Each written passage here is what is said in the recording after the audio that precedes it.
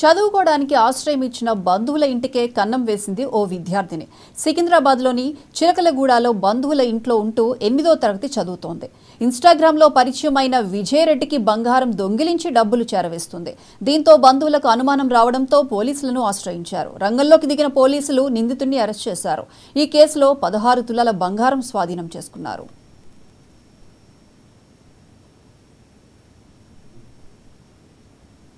పేర్లు అర్జున్ రెడ్డి, స్నాప్చాట్ పేరు అర్జున్ రెడ్డి, ఇటువంటి పేర్లు పెట్టుకున్నాను.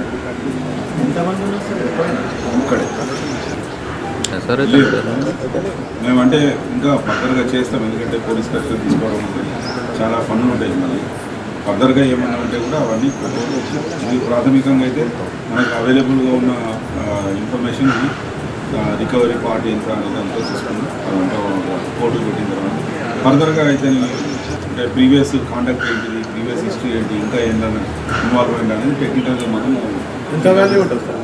ఇది 10 లక్షల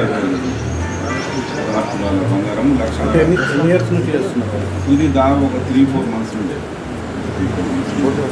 వాళ్ళకి ఎలా డౌట్ వచ్చిందంటే, ఈ కంప్లైంట్ తన షర్ట్లో ఒక 3,000 రూపాయలు పెట్టి ఆఫీస్ పోయాడు. ఈ అమ్మాయి ఒక్కతే ఉన్నది ఇంట్లో, పిల్లలిద్దరు స్కూల్కి వెళ్ళారు. ఈ అమ్మాయికి ప్రాబ్లం ఉండి ఇంట్లో ఉంది. అయితే వచ్చేసరికి మళ్ళీ మర్చిపోయాను, నేను ఆ షర్ట్లో 3,000 రూపీస్ పెట్టుకున్నా అని చూసుకుంటే అక్కడ 3,000 లేవు. మరి ఎవరన్నా వచ్చారా అని చెప్తే ఎవరు రాలేదు.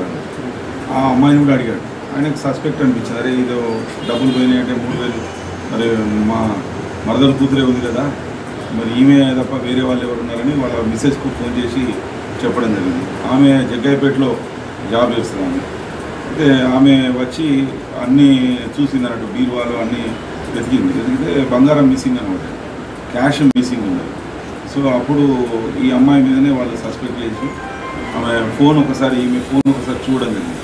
దానిలో ఒక పర్సన్తో ఎక్కువ మాట్లాడుతున్నట్టుగా, చాటింగ్ చేస్తున్నట్టుగా, కొంత క్యాష్ ఆ ఫోన్ ద్వారా కూడా ట్రాన్స్ఫర్ అయినట్టుగా, ఇవన్నీ కొంత ఇన్ఫర్మేషన్ రాగానే మన దగ్గరికి వచ్చి కంప్లైంట్ ఇవ్వడం, వెంటనే మనము అమ్మాయిని ఎగ్జామ్ చేయడం, తర్వాత ఫర్దర్ ప్రోగ్రెస్ అంతా తీసుకోవడం జరిగింది.